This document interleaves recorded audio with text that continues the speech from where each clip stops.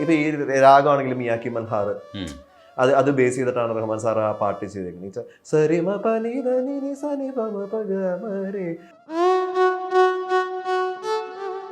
ഞാൻ അവിടെ ഒരു പോസ് കൊടുക്കും. കാര്യം കണ്ണത്തിൽ മുത്തമില്ല, കവളിൽ ഉമ്മ വെച്ചു. അപ്പൊ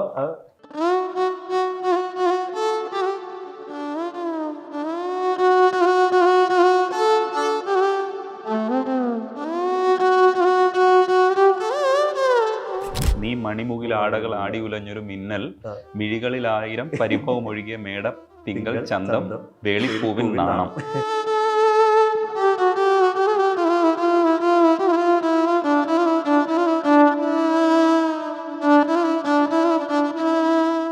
ഒരു പ്രോഗ്രാം കഴിഞ്ഞപ്പോൾ ഒരാൾ ഭയങ്കര കണ്ണീന്ന് വെള്ളം വന്ന് അങ്ങനെ എൻ്റെ അടുത്ത് വായിച്ച് കേട്ടിട്ട് എനിക്ക് ഭയങ്കര ഫീലിംഗ് ആയിപ്പോയി. എനിക്ക് ഞാൻ കരയായിരുന്നു ലിറ്ററലി.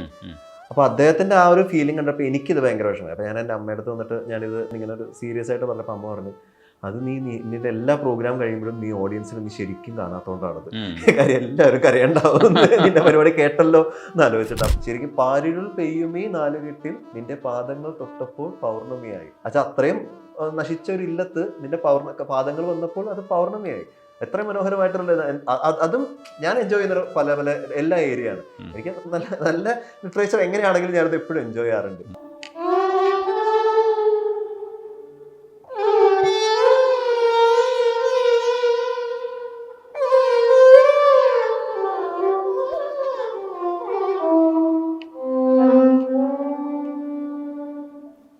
വയലിനിസ്റ്റ് ശബരീഷ് പ്രഭാകറാണ് നമുക്കപ്പോൾ ഉള്ളത്. ഹായ് ശബരീഷ്. നമസ്കാരം. വയലിനിസ്റ്റിനെ പരിചയപ്പെടുത്തുമ്പോൾ എന്തായാലും പാട്ടിൽ തുടങ്ങേണ്ടി വരും. അപ്പോൾ എനിക്ക് ഇഷ്ടപ്പെട്ട പൂക്കൾ പൂക്കും തരണം വായിക്കുന്നത് കേട്ടിട്ടുണ്ട്, അതിൽ നമുക്ക് തുടങ്ങാം. തീർച്ചയായും.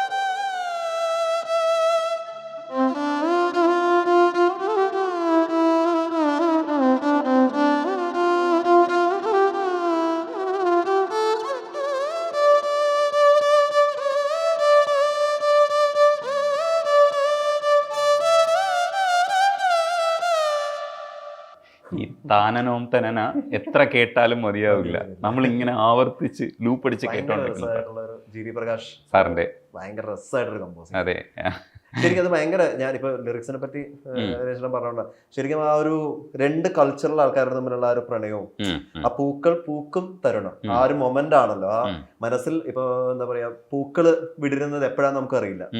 അപ്പൊ ഈ പൂക്കൾ അതേപോലെയാണ് മനസ്സിൽ എപ്പോഴാണ് സ്നേഹം വിടരുന്നതെന്നും അറിയില്ല. അപ്പൊ അതാണ് പൂക്കൾ പൂക്കും തരുണം എന്നാണ് എഴുതിയേക്കണത്.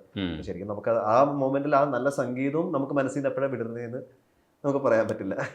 ഈ ലിറിക്സ് ശ്രദ്ധിക്കുന്ന ഒരാളായതുകൊണ്ട് അത്തരം പാട്ടുകൾ എൻ്റെ അടുത്ത് കൂടുതൽ വായിക്കണമെന്ന് ആഗ്രഹിക്കുകയാണ് ഞാൻ. എനിക്ക് അനൽമേലെ പനിത്തുള്ളിയും കൂടെ ഒന്ന് വായിച്ചിട്ട് നമുക്ക് അതേ പറ്റിയിട്ട് ഒത്തിരി സംസാരിക്കാം. തീർച്ചയായും.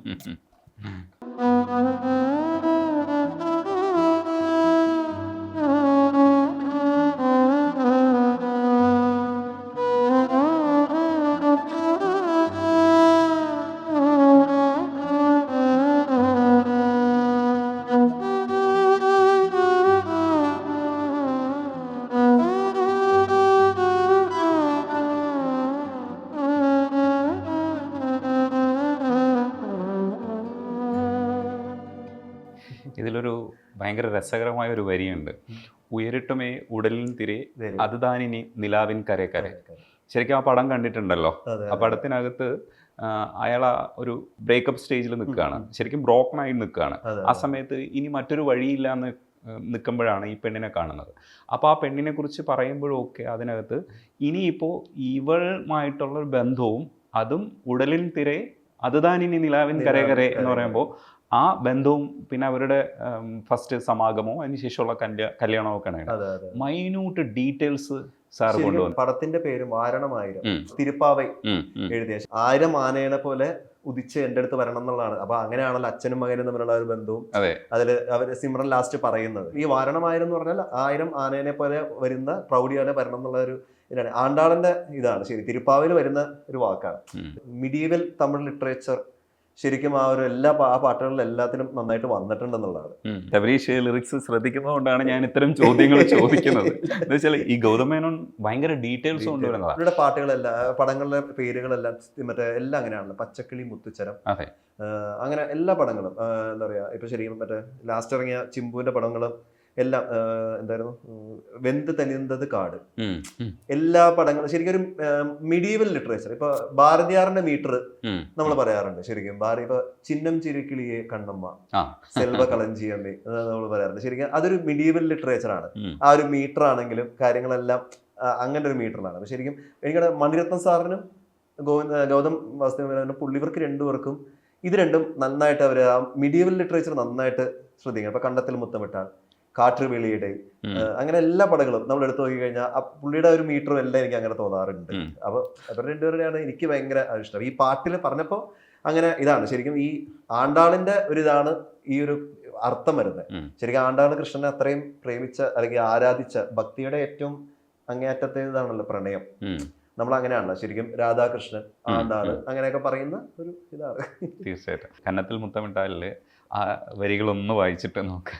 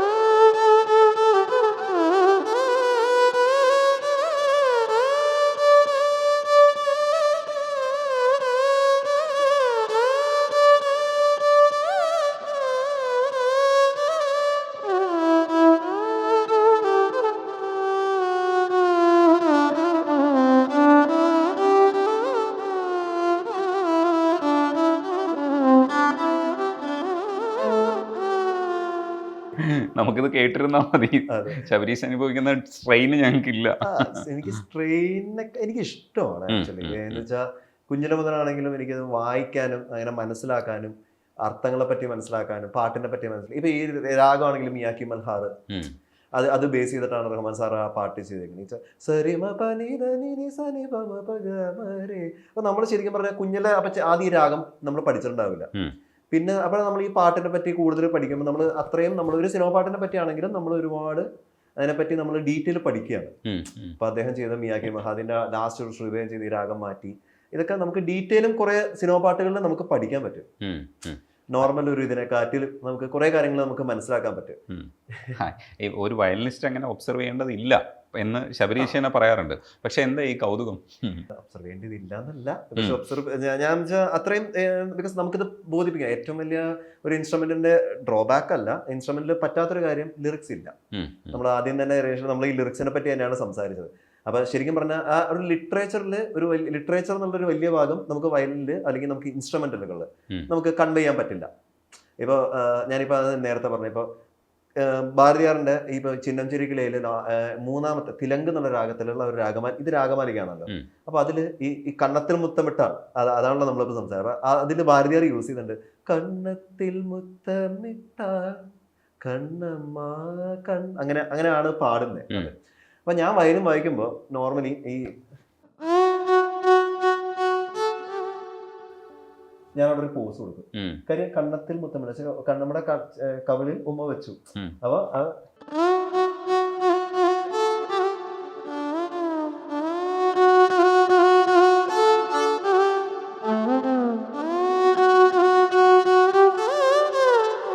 അപ്പൊ ശരിക്കും ആ ഒരു കണ്ണമ്മേനെ നമുക്ക് പല രീതിയിലും വിളിക്കാം.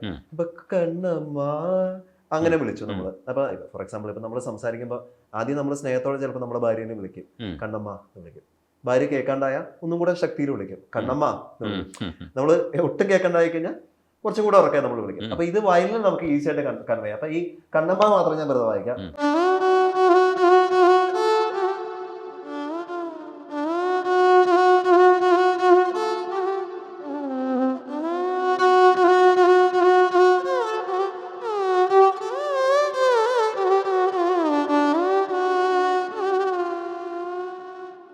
അങ്ങനെ ആ കണ്ണമ്മ അങ്ങനെ ആ കണ്ണമ്മ എന്നുള്ള കുറച്ച് ഉറക്കെ നമ്മൾ വിളിക്കണ പോലെ. അപ്പൊ ശരിക്കും നമ്മള് ഇത് ശരിക്കും ഞാൻ മനസ്സിലാക്കിയത് ശരിക്കും ഗേയ ബാണിയുണ്ട്, ഗെയി ബാണിയുണ്ട്. രണ്ട് ബാണികളാണ് കർണാടകയിൽ നമ്മൾ പറയണത്. ശരിക്കും ഈ വയലിനിൽ കൂടുതലും ഈ ലാൽഗുഡി സാറ് അഡാപ്റ്റ് ചെയ്തിരിക്കുന്ന ഒരു ബാണി എന്ന് പറയുന്നത് ഗെയി ബാണിയാണ്. പാടുന്ന പോലെ വയലും വായിക്കുക. അതായത് മെയിനായിട്ട് കാര്യം എന്ന് വെച്ചാൽ വയലിനിസ്റ്റുകളൊക്കെ പാട്ട് പാടി ഒന്ന് പഠിക്കണം. പാട്ട് കറക്റ്റായിട്ടൊന്ന് ആ കീർത്തനങ്ങളാണെങ്കിൽ എല്ലാം ഒന്ന് പാടി പഠിച്ചു കഴിഞ്ഞാൽ ശരിക്കും നമുക്ക് കുറച്ചും കൂടെ ഫീലിംഗിൽ നമുക്ക് വായിക്കാം എന്നുള്ളതാണ് കാര്യം. ഇപ്പൊ നൊട്ടേഷൻ എഴുതി നമ്മൾ നൊട്ടേഷൻ വായിക്കുന്നതിനെക്കാട്ടിലും അത് പാടിയും കൂടെ പഠിക്കുമ്പോഴാണ് നമുക്ക് ഉള്ളില് നമ്മുടെ പതിയുന്നത് ശരിക്കും. അപ്പൊ അതാണ് ഗെയി ബാണി എന്നുള്ളതിന്റെ ഒരു പ്രത്യേകത. അല്ല, അത് വായിക്കുമ്പോൾ കൃത്യമായിട്ട് നമുക്കത് കൊണ്ടുവരാൻ നമ്മൾ ശ്രമിക്കണം. ഇല്ലെങ്കിൽ നമ്മുടെ ഉള്ളിൽ അതുണ്ടെങ്കിൽ അത് ഓൾറെഡി അത് ഉള്ളിൽ അത് വേണം. ആക്ച്വലി പാട്ടായിട്ട് നമ്മുടെ ഉള്ളിൽ വേണം. ഒരു പാട്ടുകാരൻ എന്തൊക്കെ ഇത് അനുഭവിക്കുന്നുണ്ടോ അതൊക്കെ നമ്മളും ആ ഒരു ഫീൽ അനുഭവിച്ചിരിക്കണം. ഒരു വയലിനിസ്റ്റ് ആണെങ്കിലും ഇൻസ്ട്രുമെന്റലിസ്റ്റുകൾ ആരാണെങ്കിലും ഇപ്പൊ നന്നായിട്ട് പാടുന്ന ഒരുപാട് ഇൻസ്ട്രുമെന്റലിസ്റ്റുകളുണ്ട്. അപ്പൊ ശരിക്കും പറഞ്ഞാൽ ആ പാട്ടും കൂടെ നമ്മൾ ഉള്ളിൽ വേണം നമ്മുടെ. ശരിക്കും ഞാനിപ്പോ വയലിൻ പഠിക്കുന്ന കുട്ടികളെ ഇപ്പൊ ചിലവര് വയലിൻ എപ്പോഴാണ് പഠിപ്പിക്കേണ്ടത് എന്നൊക്കെ ചോദിക്കും. അപ്പൊ ശരിക്കും ഞാൻ പറയും, ഇപ്പൊ തീരെ കുട്ടിയാണെങ്കിൽ നിങ്ങൾ പാട്ട് പഠിക്കും. ഇപ്പൊ പാട്ട് നിങ്ങൾ ഒരു 5-6 വർഷം നിങ്ങൾ പഠിച്ചു കഴിഞ്ഞാൽ നിങ്ങൾക്ക് ചിലപ്പോൾ 1 മാസം മതി ബേസിക്സ് വയലിൻ പഠിക്കാം.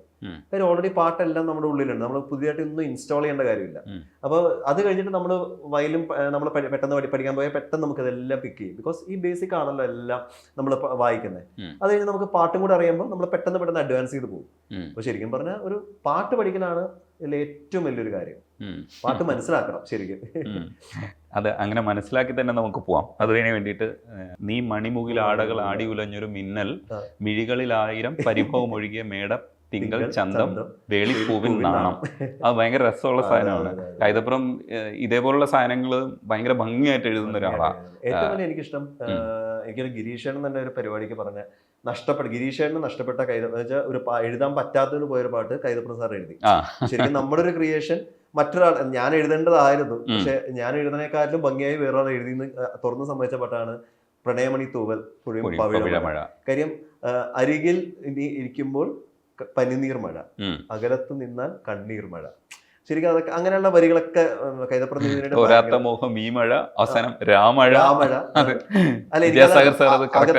അടുത്തിരിക്കുമ്പോ പനിനീർ മഴ, അത്രയും നമുക്ക് സന്തോഷമുള്ളതാണ്. അകലത്ത് നിന്നാൽ കണ്ണീർ മഴ. ഈ അന്ത്യപ്രാസം ആദ്യപ്രാസം നമ്മുടെ മലയാളം ലിറിക്സ് പറയുന്നോണ്ട് ഞാൻ പറഞ്ഞാണ്. അപ്പൊ ഇങ്ങനെയുള്ള ഒരുപാട് കാര്യങ്ങൾ അദ്ദേഹം ഭയങ്കരമായിട്ട് ചിന്തിക്കാറുണ്ട് കൈതപ്പുറം സാറിന്. ഒരു കാലഘട്ടത്തിൽ കോമ്പറ്റ് ചെയ്ത് എഴുതിയിരുന്ന ആൾക്കാരാണ്. ഭയങ്കര ഏറ്റവും ഗോൾഡൻ ടൈം. നമുക്കത് പറയാണ്ടിരിക്കാൻ പറ്റില്ല. പക്ഷെ എനിക്ക് പിന്നെയും കുറച്ചും കൂടെ ഇഷ്ടം ONV സാറ്. അതിലേക്ക് വരാം. കാരണം ഈ ഏരിയയിൽ കുറച്ച് ശബരീഷ് സ്ട്രോങ് ആണെന്ന് എനിക്കറിയാം. ഈ പാട്ട് വായിച്ചിട്ട് നമുക്ക് വരാം.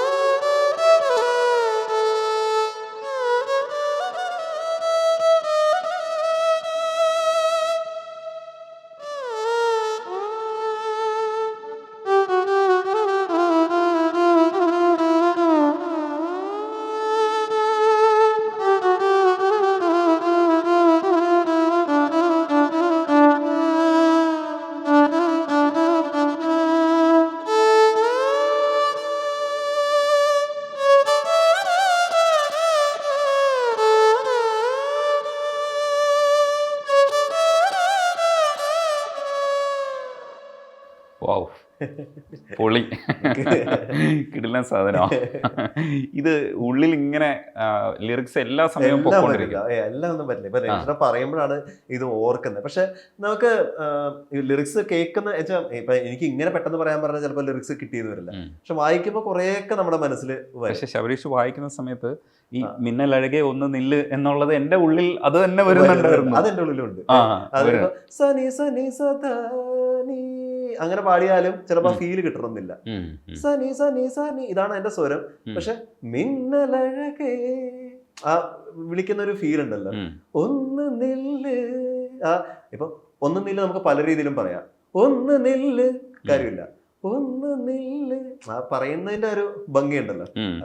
നമ്മളെ ഫോർ എക്സാമ്പിൾ നമ്മൾ ഉള്ളാലെ നമ്മൾ പ്രണയിക്കാന്ന്. അതുകൊണ്ട് ഇപ്പൊ എല്ലാം നമുക്ക് പ്രണയിച്ചിട്ട് വന്ന് നമ്മൾ വായിക്കുന്നത് നടക്കില്ല. പക്ഷെ ആ എന്താണോ നമുക്കത് ഉൾക്കൊള്ളുക എന്നുള്ളതാണ്. ഇപ്പൊ നമ്മൾ ഭക്തി, നമ്മളാരും ദൈവത്തെ നമ്മൾ നേരിട്ട് കണ്ടിട്ടില്ല. പക്ഷെ ദാസേട്ടൻ ഇപ്പൊ ഒരു നേരമെങ്കിലും പാടിയാൽ നമുക്ക് ഭക്തി തോന്നുന്ന എല്ലാവരും പറയാറുണ്ട്. പക്ഷെ നമ്മൾ ദൈവത്തെ കണ്ടിട്ടുണ്ടോ എന്ന് ചോദിച്ചാൽ നമുക്കത് ഒരിക്കലും നമുക്കത് പറയാൻ പറ്റില്ല. അപ്പൊ അതേപോലെയാണ് നമ്മൾ പ്രണയിച്ചിട്ടുണ്ടോ എന്ന് ചോദിച്ചാൽ ചിലപ്പോൾ ഉണ്ടാവില്ലായിരിക്കാം. പക്ഷെ ആ ഫീൽ നമുക്കുള്ളിൽ മനസ്സിലാക്കാൻ പറ്റണം. കൂടുതലും ആ ഒരു ലിറിക്സും മ്യൂസിക്കും തമ്മിലുള്ള ഒരു അമാൽഗമേഷൻ ആണ് അതിന്റെ ഏറ്റവും മനോഹരമായ ഒരു കാര്യം. ശരിക്കും ജയചന്ദ്രൻ സാർ ഇത് പാടിക്കുമ്പോൾ നീ ഉച്ചരിക്കുന്നത് ഇമിറ്റേറ്റ് ചെയ്യാൻ നമ്മൾ ശ്രമിക്കുമല്ലോ. ഞാൻ ഇമിറ്റേറ്റ് ചെയ്യാൻ ശ്രമിക്കുമ്പോൾ നടക്കാത്ത ഒരു സാധനമാണ്. നീ ഇന്നേ വരെ നടന്നിട്ടില്ല. ഞാൻ നമുക്ക് ചുമ്മാ പാടാമല്ലോ, ചുമ്മാ പാടുമ്പോൾ പോലും നമ്മൾ ബാത്റൂം സിംഗിങ് നടത്തുമ്പോൾ പോലും സത്യം നീ ഇങ്ങ് ഉച്ചരിക്കാൻ പറ്റിയിട്ടില്ല. എനിക്ക് പി ജയേന്ദ്ര സാറിന്റെ ഇത് പറയും. ഈ അദ്ദേഹത്തിന്റെ ശരിക്കും മലയാളത്തില് ശരിക്കും പറഞ്ഞ ഇപ്പൊ വെലോസിറ്റി, മോഡുലേഷൻ പാട്ടുകാരെല്ലാം ഏറ്റവും കൂടുതൽ യൂസ് ചെയ്യുന്ന ഒരു മോഡുലേഷൻ ആണ്. എനിക്ക് അദ്ദേഹത്തിന്റെ മോഡുലേഷൻ ശരിക്കും ഇതുവരെ ഇനിയിപ്പോ ഇനി മലയാളത്തിൽ ഇനി ആരും എനിക്ക് അറിയില്ല വേറെ സിംഗേഴ്സ് ഇത്രയും ഭംഗിയായിട്ട് മോഡുലേഷൻ ചെയ്തിട്ടുണ്ടോ എന്ന് അറിയില്ല. എനിക്ക് അദ്ദേഹത്തിന്റെ ഏറ്റവും കൂടുതൽ മോഡുലേഷൻ ഇഷ്ടമുള്ള ഒരു പാട്ട് ഏതാന്ന് വെച്ച് കഴിഞ്ഞാൽ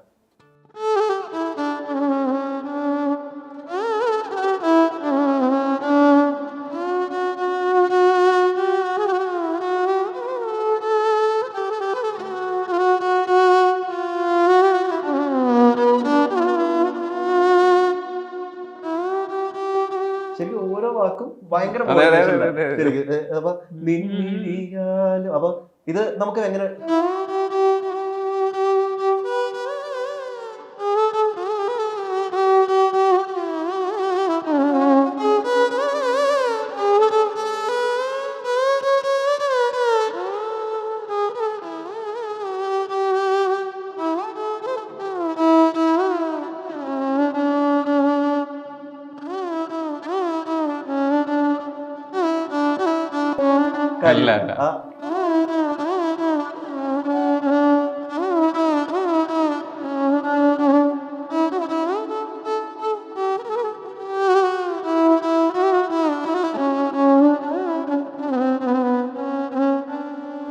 അല്ല പ്രൊനൗൺസിയേഷനില് മാസ്മര മധുരം, അതിൽ മാസ്മരവും മധുരവും.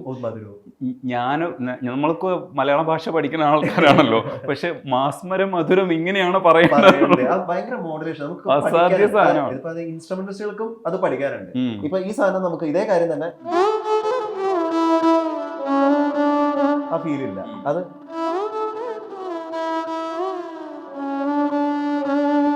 അദ്ദേഹം പറയണ ആ ഒരു മോഡുലേഷൻ ഉണ്ടല്ലോ, അത് ശരിക്കും അതേപോലെ എടുക്കുകയാണെങ്കിൽ നിൻ പ്രണയത്തിൻ തമ്പുരുവായി നിനക്കായി മാത്രം തുറക്കാം ഞാൻ. അത് ഭയങ്കര ഫീൽ. അപ്പൊ ശരിക്കും ആ നിൻമിഴിയാലും അടുത്ത വരിയും അടുത്ത ഒരു മോഡുലേഷൻ ആണ്. മധുപാത്രത്തിലെ നിൻമിഴിയാലും ആ മോഡുലേഷൻ എന്താ മോഡുലേഷൻ. അപ്പൊ അദ്ദേഹത്തിന്റെ ആ മോഡുലേഷനും നമ്മൾ ഒരുപാട് മനസ്സിലാക്കി പഠിക്കാനുണ്ട് ശരിക്കും. ദാസേട്ടന്റെ വേറൊരു ഫീലാണ്, നമുക്ക് ഒരിക്കലും അത് പറഞ്ഞെത്തിക്കാൻ പറ്റില്ല. ഇദ്ദേഹത്തിന്റെ എനിക്ക് ഒരുപാട് കാര്യങ്ങൾ ഇപ്പൊ നീ മണിമൂകിലാണെങ്കിലും നമ്മളിപ്പോ എല്ലാം പി ജയേന്ദ്ര സാറിനെ വായിച്ചത് അത് അത്രയും മോഡുലേഷൻ നമുക്ക് പഠിക്കാനുണ്ട് പാട്ടുകളിൽ. ആ ഇൻസ്ട്രുമെന്റിസ്റ്റുകൾക്കാണെങ്കിലും പാട്ടുകാർക്കാണെങ്കിലും നമ്മൾ ശരിക്കും ഈ പാട്ടുകൾ പിന്നെയും പിന്നെയും കേട്ടാലും ഇനിയും മിസ്സായേക്കണ ഒരുപാട് മോഡുലേഷൻ എനിക്കും ഉണ്ട്. ഇത് അപ്പൊ നമ്മൾ അടുത്ത പ്രാവശ്യം കേൾക്കുമ്പോഴാണ് ഇങ്ങനൊരു സാധനം പാടിയിട്ടുണ്ടല്ലേ. ശരിക്കും ഞാനിപ്പോ ഒരു പാട്ട് പഠിക്കുകയാണെങ്കിൽ തന്നെ നമ്മൾ ഒരുപാട് തവണ കേൾക്കാറുണ്ട്. ഞാൻ മാക്സിമം ഞാൻ ഇരുന്ന് കേൾക്കാൻ നോക്കാറുണ്ട്. പക്ഷെ ഇനിയും കേൾക്കുമ്പോഴാണ് പിന്നെയും നമ്മൾ കുറെ കാര്യങ്ങൾ ഇതിൽ ഇനിയും ഞാൻ മിസ് ചെയ്തിട്ടുണ്ട്. ശരിക്കും നമുക്ക് കിട്ടിയതെല്ലാം മധുരമാണ്, ആ. അതിമധുരമാണ് അതെ ശരിക്കും. അതെ. അതിലെന്ന് വെച്ചാൽ വിദ്യാസാഗർ സാറ് നമുക്ക് എല്ലാവർക്കും ഭയങ്കര പ്രിയപ്പെട്ടതാണ്. അതേപോലെ ഗിരീഷേട്ടനും ഉണ്ട്. ആ. അപ്പം ഇവർ മൂന്നുപേരും കൂടെ ചേർന്നിട്ട് അതെ, അതെ, ഒരു അതെ. സാധനം തരുമുണ്ടല്ലോ. ഓ, ഭയങ്കരമാണ്. ഞാനാ മധുവർണ്ണ പൂവല്ലേ അതെ, അതിനകത്തുള്ള അതെ. സാധനങ്ങളില്ലേ. ഓ, എത്ര പ്രാവശ്യം കേൾക്കുമെന്ന് സത്യം, അറിയാം. സത്യം. ശരിക്കും മലയാളത്തിന്റെ ഒരു എന്താ പറയാ ഏറ്റവും ബെസ്റ്റ് ക്ലാസിക്സ് ഉം. പാട്ടുകളാണ്. ഏറ്റവും നല്ല ടൈമാണ് ശരിക്കും. ഞാൻ എപ്പോഴും പറയാറുണ്ട് ഒരു ഇപ്പൊ 90s കിഡ്സ് ഇപ്പൊ അങ്ങനെ ഒരു ട്രെൻഡ് ആണല്ലോ. 90s കിഡ്സ് 2000 കിഡ്സ് അങ്ങനെയാണല്ലോ പറയുന്നത്. ശരിക്കും 90s കിഡ്സ് ഭയങ്കര ഭാഗ്യവന്മാരാണ്. ഈ കാര്യത്തിൽ എനിക്ക് അഭിപ്രായ വ്യത്യാസമുണ്ട്. അല്ല, ഞങ്ങള് വരെ അങ്ങനെ പറയാം. അതാണ് പ്രശ്നം. അങ്ങനെ ഞാൻ സമ്മതിച്ചു തരില്ല. പക്ഷെ അതേ പറ്റിയിട്ട് ഒരു കാര്യം കൂടെ ചോദിക്കാല്ലേ. ലിറിക്സ് എന്ന് വെച്ചാൽ സിനിമ മാറുന്നുണ്ട്. അതെ. അപ്പോൾ നമുക്കിനി ശരിക്കും പറഞ്ഞു കഴിഞ്ഞാൽ മ്യൂസിക് മതി. തിയേറ്ററിൽ ഗുമ്മുണ്ടാക്കുന്ന അതെ, തുടരുന്ന ഒരു പ്രത്യേക ഇങ്ങനെ ഘട്ടം ഘട്ടമായിട്ട് പോവാത്ത പാട്ട് അല്ലാത്ത ഓക്കെ. തുടരുന്ന ഒരു തുടർച്ചയാണ് വേണ്ട. സ്റ്റോറി ടെല്ലിംഗ് ആയിട്ടാണ് ഇപ്പൊ, അല്ലെങ്കിൽ മറ്റേ പൊക്കോണ്ടിരിക്കും. മൊണ്ടാഷ് ആയിട്ടാണ് ഇപ്പൊ എല്ലാം പോകുന്നത്. ആ. ശരിക്കും എനിക്ക് തോന്നിയ ഒരു കാര്യം എന്താണെന്ന് വെച്ചാൽ ശരിക്കും ഒരു പ്രോപ്പർ ആയിട്ട് ഇപ്പൊ എന്താ പറയുക ഒരു പാട്ട് അതൊരു റീഇൻവെൻഷൻ നടക്കുന്നത് വെച്ചാൽ പാട്ട് പാടി അഭിനയിക്കുന്ന ലിപ്സിംഗ് പാട്ട് പാടി അഭിനയിക്കുന്ന ഒരു കാലഘട്ടം ഇപ്പൊ നമ്മൾ ആരും കാണുന്നില്ല. ഇപ്പൊ എനിക്ക് തോന്നുന്നു ഒരു 10 വർഷമായിട്ട് നമ്മൾ ലിപ്സിംഗ് പാട്ടുകളൊന്നും ഇപ്പൊ ഈ പറഞ്ഞ പാട്ടുകളെല്ലാം ലിപ്സിംഗ് പാടി അവർ നമുക്ക് അതിനു വേണ്ടി ഒരു സ്പേസ് ഉണ്ട്. ഇപ്പൊ എല്ലാം സ്റ്റോറി ടെല്ലിംഗ് ഏരിയ ആയിട്ടാണല്ലോ പോകുന്നത്. അപ്പൊ ശരിക്കും പറഞ്ഞാൽ നമ്മളത് മിസ് ചെയ്യുന്നുണ്ടോ എന്ന് ചോദിച്ചാൽ ഞാൻ മിസ് ചെയ്യുന്നുണ്ട്. ശരിക്കും എൻ്റെ ഒരു പേഴ്സണൽ അഭിപ്രായമാണ്. ഇപ്പൊ ശരിക്കും ഒരു പർട്ടിക്കുലർ പാട്ടായിട്ട് ഒരു പടത്തില് ഒരു ലിപ്സിംഗ് പാട്ടായിട്ട് നമ്മൾ എനിക്കിപ്പോഴും പഴയ പടങ്ങൾ കാണുമ്പോഴും ഞാൻ എൻജോയ് ചെയ്യുന്ന കുറെ ഏരിയ ആണത്. പക്ഷെ പലർക്കും പല അഭിപ്രായം ഉണ്ടാവായിരിക്കാം. ഞാൻ ചോദിക്കുന്നത് ഒരു ആശയത്തെ കമ്മ്യൂണിക്കേറ്റ് ചെയ്യാൻ വേണ്ടിയിട്ടാണ് നമ്മൾ ഇതെല്ലാം ഉപയോഗിക്കുന്നത്. ഒരു മാസ് മീഡിയം സിനിമ എന്റർടൈൻമെന്റ് ആണ്. അത് ഏത് തരത്തിൽ എന്റർടൈൻ ചെയ്യിപ്പിച്ചാൽ മതി എന്നാണ് ഞാൻ വിചാരിക്കുന്നത്. ഒരു പ്രത്യേക രീതിയിലൊരു വിഭാഗം നിൽക്കണമെന്ന് ആഗ്രഹമില്ല. പക്ഷെ ശബരീഷിന് എതിരഭിപ്രായം ഉണ്ടാവും.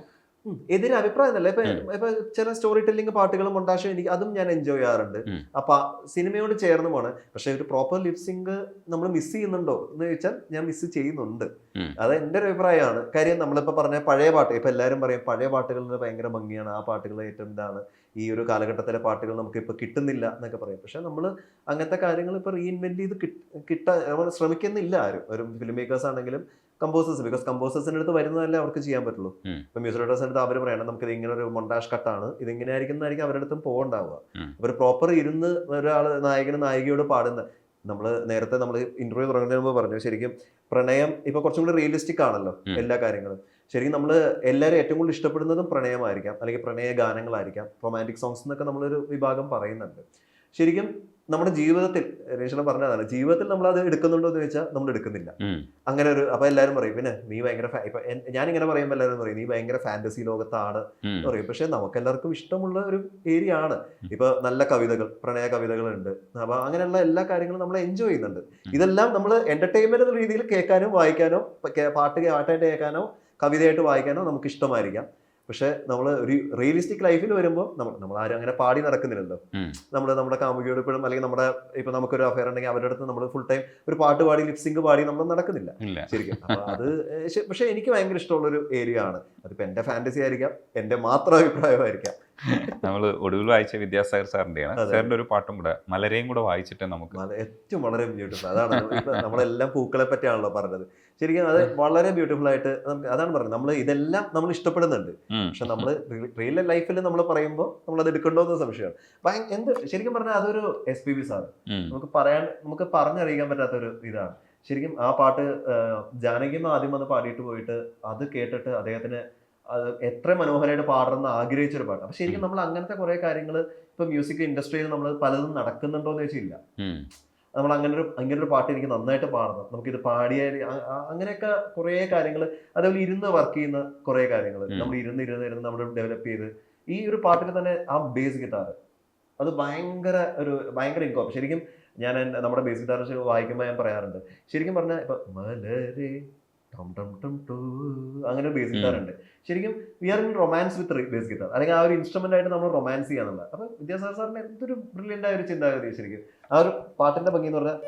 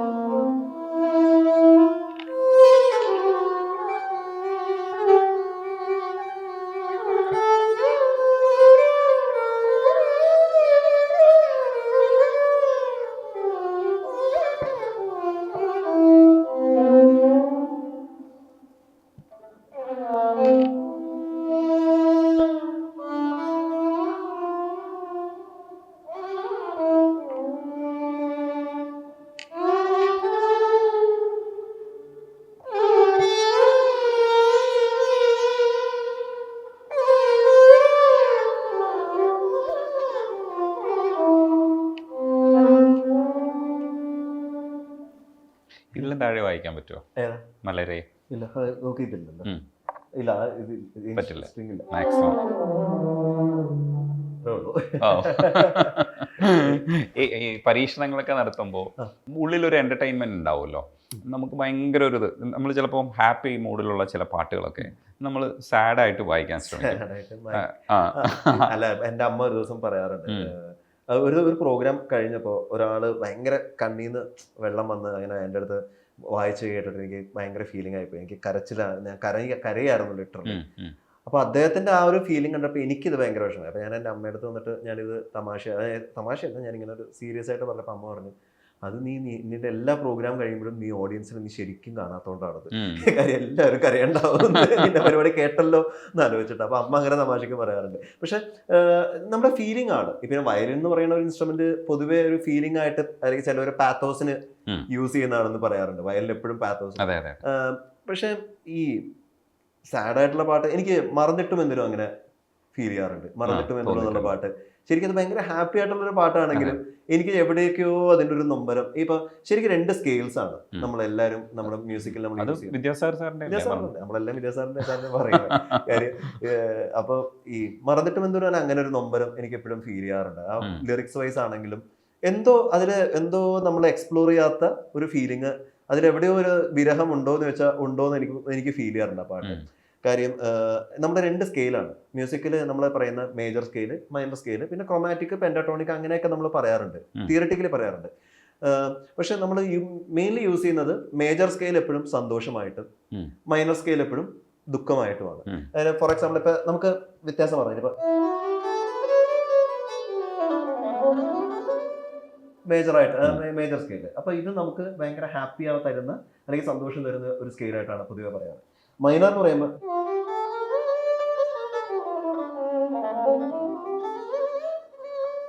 ഓട്ടോമാറ്റിക്കലി നമുക്കൊരു നൊമ്പരം അതിൽ വരുന്നുണ്ട്. പക്ഷെ എനിക്ക് വിദ്യാസാഗർ സാറിന്റെ ഈ ഒരു മേജർ സ്കെയിലാണ് അദ്ദേഹം ഈ ഒരു മറന്നിട്ടും എന്നൊരു കമ്പോസ് ചെയ്തത്. പക്ഷെ എവിടെയോ അതിന്റെ എക്സാമ്പിൾ മറ്റേ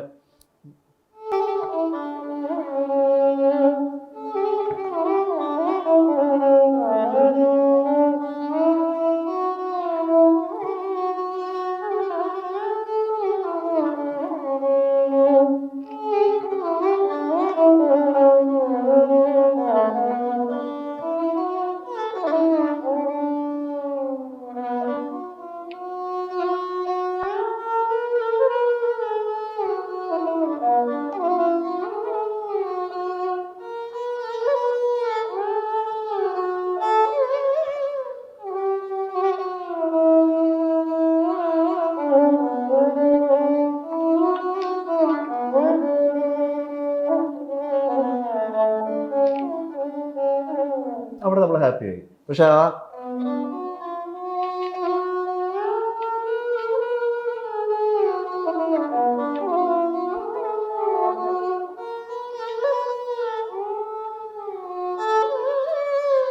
അവിടെ നമ്മൾ ഹാപ്പി ആയി ശരിക്കും. ആ ഒരു അപ്പം ഈ ഒരു ശരിക്കും മേജറും മൈനറും അങ്ങനെ ഒരു വ്യത്യാസം ഇല്ല ശരിക്കും. മ്യൂസിക് ആണ് അൾട്ടിമേറ്റ്. അത് നമ്മളെ കരയിപ്പിക്കാം. നമുക്ക് എന്ത് തോന്നുന്നോ അല്ലെങ്കിൽ നമ്മുടെ ഓഡിയൻസിന് എന്ത് ഫീൽ ചെയ്യുന്നോ അത് ഞാൻ എപ്പോഴും കൂടുതൽ അങ്ങനെയാണ് എൻ്റെ ഒരു ആർട്ട് ഫോം ഞാൻ എപ്പോഴും പറയാം. ഓഡിയൻസിന് ഏത് ആംഗിളിൽ നിന്നും ഈ ആർട്ട് ഫോം നോക്കി കാണാം. ഇപ്പോൾ ക്ലാസിക്കൽ എൻജോയ് ചെയ്യണമെങ്കിൽ ക്ലാസിക്കലായിട്ട് ഇത് എൻജോയ് ചെയ്യാം, നമ്മൾ ഒരു ലൈറ്റ് ആയിട്ട് അങ്ങനെയും എൻജോയ് ചെയ്യാം. മ്യൂസിക് ആയിട്ടാണ് നമ്മൾ എൻജോയ് ചെയ്യേണ്ടത്, ഒരു കേൾക്കാനുള്ള ഒരു സുഖം. പക്ഷെ ഈ വയലിൻ ആയതുകൊണ്ടാണ് കൂടുതലും അങ്ങനെ തന്നെ ഒരു സങ്കടത്തിൽ തന്നെ നമ്മളിത് കാണുന്ന ഒരു സ്വഭാവമുണ്ട്. അതിനാണ് കൂടുതൽ ഉപയോഗിക്കുന്നത്. എന്നെ കാണുമ്പോഴും എല്ലാവരും ഞാൻ എൻ്റെ എക്സ്പ്രഷനും എല്ലാം കാണുമ്പോൾ ഞാൻ കരഞ്ഞിട്ടാണോ ഇത് വായിക്കണേ അല്ലെങ്കിൽ എന്റെ എക്സ്പ്രഷൻ എന്താന്ന് എല്ലാവരും നോക്കാറുണ്ട്. ഭയങ്കര മുഖത്ത് എന്റെ വായിക്കണൊക്കെ എന്റെ മുഖത്ത് ഭയങ്കര എക്സ്പ്രസീവ് ആയിട്ട് വരും. ഞാൻ അപ്പൊ ചിലവര് പറയും ഞാൻ ചിലപ്പോ കരയാണെന്ന്. എന്റെ നമ്മുടെ ആശാൻ എപ്പോഴും പറയാറുണ്ട്, എടോ താൻ ചിരിച്ചോണ്ട് വായിക്കേ. പക്ഷെ എനിക്ക് അങ്ങനെ പറ്റില്ല. കാര്യം നമ്മൾ ആ വാക്കുള്ളിൽ അല്ലെങ്കിൽ നമ്മൾ ആ ഫീലിംഗ് ഉള്ളിൽ വരുമ്പോൾ ചിലപ്പോൾ എന്റെ മുഖത്തും അത് തന്നെയാ, മുഖത്ത് അത് തന്നെ ആയിരിക്കും മിക്കവാറും വരേണ്ടത്. അപ്പൊ നിങ്ങൾ അങ്ങനെ ഫീൽ ആക്കാൻ പറ്റുന്ന വേറൊരു പാട്ടും കൂടെ ഞാൻ പറയാം. എ.ആർ. റഹ്മാന്റെ മലർകളെ. ഭയങ്കര എല്ലാവരും അത് ഫേവറേറ്റ് ആണ്. എന്നെ കാണുമ്പോൾ എനിക്ക് ഭയങ്കര ഇഷ്ടമാണ് ആ പാട്ട്. കാര്യം ആ ഒരു രാഗത്തിന്റെ ഒരു കാര്യം, ഹമീർ കല്യാണി, കുറെ രാഗങ്ങളുടെ ഒരു കോമ്പിനേഷൻ എനിക്ക് അങ്ങനെ ട്രൈ ചെയ്യാൻ ഭയങ്കര ഇഷ്ടം. ചില പാട്ടുകൾ ശരിക്കും ഹമീർ കല്യാണി,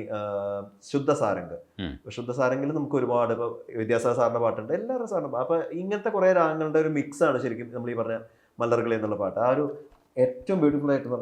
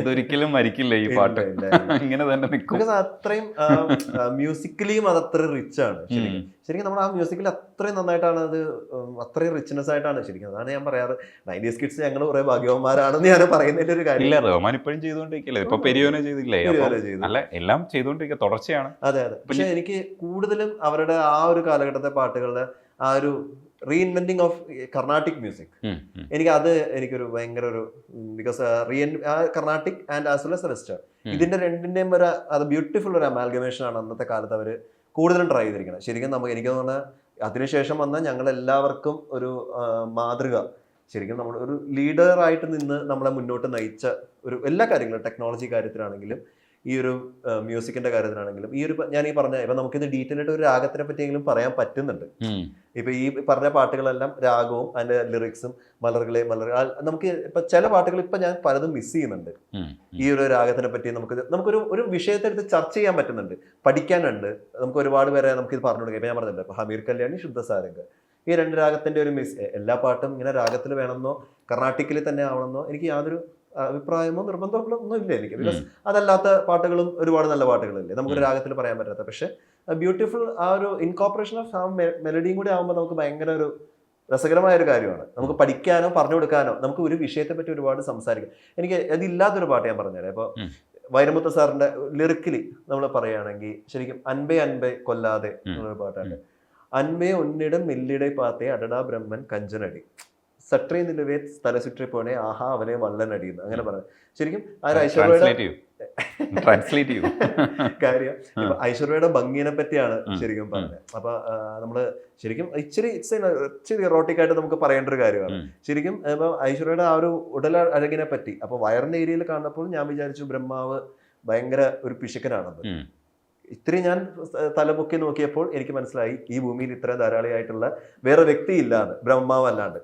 ആ ഒരു പക്ഷെ അത്രയും ഒരു കണ്ടിട്ടാണ് വളരെ മനോഹരമായിട്ടാണ് അത് അവര് കൊണ്ടുവന്നിരിക്കുന്നത്. അപ്പൊ ശരിക്കും പറഞ്ഞാൽ നമുക്ക് നല്ല ലിറ്ററേച്ചറോ നല്ല മ്യൂസിക് വൈസും അത് അഴകെ നിലവിൽ ഉണ്ടിടം ഓക്സിജൻ പരത്തി അങ്ങേ ഉനക്കൊരു വീട് സേവ് ചെയ്യുന്നു എന്നുവെച്ചാൽ നിലാവില് അവിടെ മൊത്തം ഓക്സിജൻ ഞാൻ മൊത്തം പരത്തിയിട്ട് അവിടെ നിനക്കൊരു വീട് ഉണ്ടാക്കുന്നത്. അപ്പോൾ ഈ പോകുന്ന വഴിക്ക് നിനക്ക് എന്തെങ്കിലും ഒരു ബുദ്ധിമുട്ടുണ്ടെങ്കിൽ നക്ഷത്രം കൊണ്ട് ഞാൻ നിന്നെ തുടയ്ക്കുന്നത്, മുഖം തുടയ്ക്കുന്നത്. അതൊക്കെ രസകരമായ ഒരു ഇതാണ്. തുള്ളാതെ മനം തുള്ളും അതിനകത്ത് ഇതേപോലെ നക്ഷത്രങ്ങൾ വെച്ച് ഉരുകിയ തുളികളെ ഉണ്ടാക്കി എൻ ഉയർ തന്തേ ഉയർ തരുവേ എന്ന് പറയുന്ന ഒരു, അപ്പം ഭയങ്കര കോൺസെപ്റ്റ് ആണ്. അപ്പം ഈ നക്ഷത്രങ്ങളിൽ ഉരുകിപ്പോയാൽ എന്ത് ചെയ്യുമെന്ന് ചോദിക്കുമ്പോൾ ഉരുകിയ തുളികളെ ഉണ്ടാക്കി. അതെ, തമിഴില് പറഞ്ഞേക്കണ ഏറ്റവും വലിയ വെച്ചാൽ 50 kg താജ്മഹൽ എനിക്ക് എത്ര മനോഹരമായിട്ട്. ശരിക്കും അതൊക്കെ ഒരു മോഡേൺ ഇപ്പൊ എന്താ പറയാ, ശരിക്കും പഴയ ലിറ്ററേച്ചറിൽ നമുക്ക് പറയാനും പറ്റില്ല, അല്ലെങ്കിൽ മീഡിയം ലിറ്ററേച്ചറിലും. പക്ഷെ മോഡേൺ ലിറ്ററേച്ചറാണ്. ഈ മോഡേൺ ലിറ്ററേച്ചറിൽ വളരെ മനോഹരമായിട്ട് ഇപ്പൊ 50 kg ഇതൊന്നും ഒരു എന്താ പറയാ ഒരു ലിറ്ററേച്ചറിൽ യൂസ് ചെയ്യുന്ന വാക്കാണോ എന്ന് വെച്ചാൽ ഇല്ല, ഉപയോഗിക്കില്ല. പക്ഷെ എന്ത് രസമായിട്ട് ആ തോട്ട് വന്നിരിക്കുന്നത്. അപ്പൊ ഇതൊക്കെ ഇതാണ് പഴയ ഇളയരാജയുടെ പാട്ട് നിലാവേവ, അങ്ങനത്തെ പാട്ടുകളുണ്ട്. മലയാളത്തിലും അങ്ങനത്തെ ഒരുപാട് പാട്ടുകളുണ്ട്. ഇപ്പൊ രാത്തിങ്കൾ പൂത്താലി ചാർത്തി ഗിരീഷ് ഏട്ടന്റെ ഒരു പാട്ടാണ്. അത് ശരിക്കും ഈ ഒരു അവരുടെ സിറ്റുവേഷൻ മൊത്തം രാത്രിയിലാണ് ഈ ഒരു കല്യാണം. ഇത് ശരിക്കും പാരിരുൾ പെയ്യുമീ നാലുകെട്ടിൽ നിന്റെ പാദങ്ങൾ തൊട്ടപ്പോൾ പൗർണമിയായി. അച്ഛാ അത്രയും നശിച്ച ഒരു ഇല്ലത്ത് നിന്റെ പാദങ്ങൾ വന്നപ്പോൾ അത് പൗർണമിയായി. എത്ര മനോഹരമായിട്ടുള്ള അതും ഞാൻ എൻജോയ് ചെയ്യുന്ന പല പല എല്ലാ ഏരിയ ആണ്. എനിക്ക് നല്ല നല്ല ലിറ്ററേച്ചർ എങ്ങനെയാണെങ്കിലും ഞാനത് എപ്പോഴും എൻജോയ് ചെയ്യാറുണ്ട്.